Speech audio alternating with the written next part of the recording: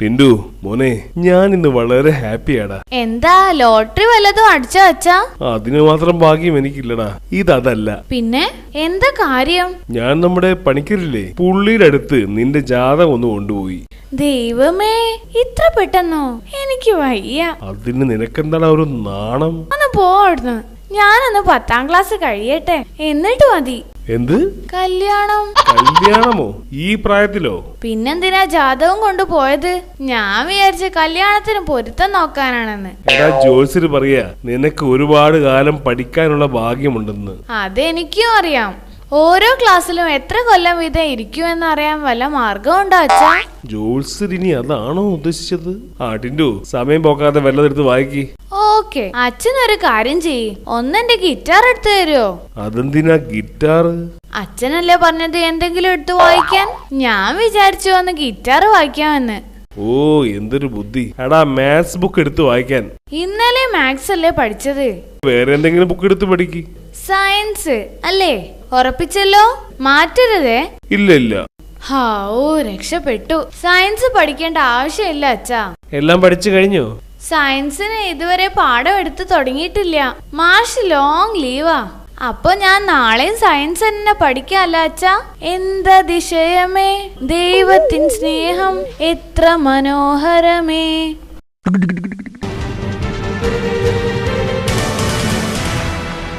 ടിൻഡു അറിഞ്ഞോ, ഇന്ന് ടീച്ചർ നമുക്ക് ഊർജതന്ത്രം ക്ലാസ് എടുക്കുന്നുണ്ടത്രേ. ഊർജതന്ത്രമോ?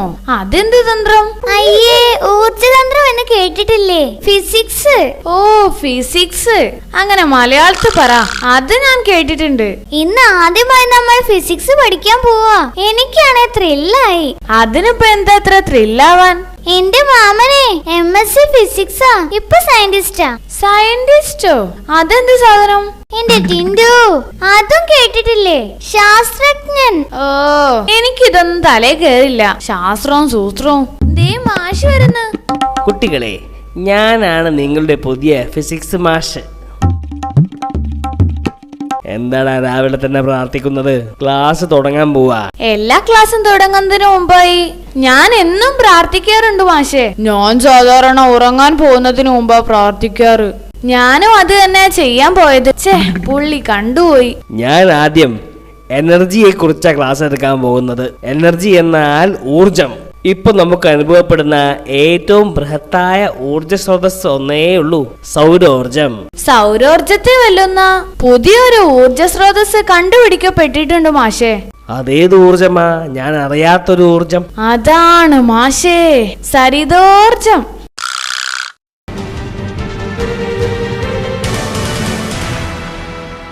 അങ്ങനെ ഈ ചാപ്റ്ററും കഴിഞ്ഞു.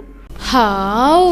നമ്മൾ അടുത്ത ക്ലാസ്സിൽ പഠിക്കാൻ പോകുന്നതേ ഷിബി രാജാവിനെ കുറിച്ചാണ്. ഷിബിയോ?